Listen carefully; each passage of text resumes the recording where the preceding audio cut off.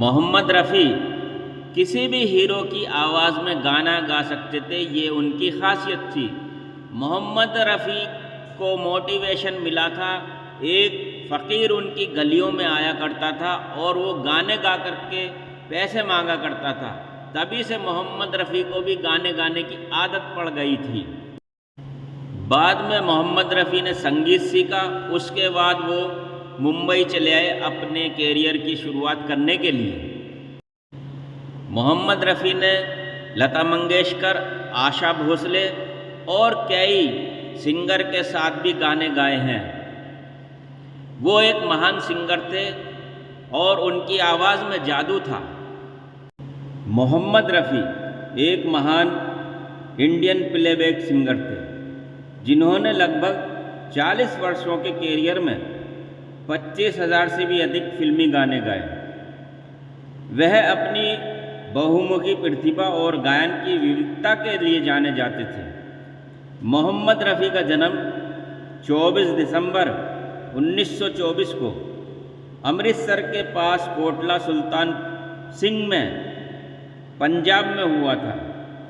उन्हें 1940 के दशक में फिल्म अनमोल घड़ी में नौशाद द्वारा रचित गीत तेरा खिलौना टूटा से प्रसिद्धि मिली। इसके बाद उन्होंने कई लोकप्रिय फिल्मों जैसे शहीद, मेला और दुलारी में भी गाने गाए। 1950 और 1960 के दशक में शंकर जयकिशन, नौशाद और सचिन देवबर्मन जैसे संगीतकारों के साथ काम करते हुए उन्होंने कई यादगार गाने गाए। रफ़ी साहब एक समर्पित मुस्लिम थे, जिन्होंने विभाजन के दौरान भारत में रहने का फैसला किया। वह एक शर्मीले स्वभाव के व्यक्ति थे और अपने काम के प्रति बहुत समर्पित थे। रफ़ी साहब को 6 फिल्मफेयर पुरस्कार और एक राष्ट्रीय फिल्म पुरस्कार सहित कई पुरस्कारों से सम्मानित भी किया गया।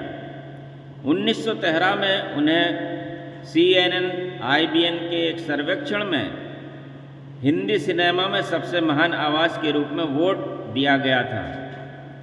रफ़ी साहब ने विभिन्न शैलियों के गाने गाए, जिनमें रोमांटिक गाने भी हैं, देशभक्ति के गाने भी हैं, कव्वालियाँ भी हैं, भजन और शास्त्रीय गाने शामिल हैं।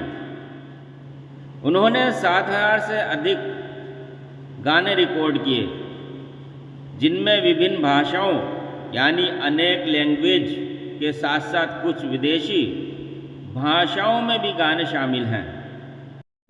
रफ़ी साहब का आखिरी गाना यम्मा यम्मा शान फिल्म से था। रफ़ी साहब की 2 शादियां हुई। पहली बीवी का नाम बशीरा बीबी था और दूसरी शादी उनकी 1945 में हुई, जिनका नाम बिल्किस बानो है। रफ़ी साहब का निधन 31 जुलाई 1980 को रात 10:25 पर हुआ। जब उनका निधन हुआ उस टाइम वो सिर्फ 55 साल के थे।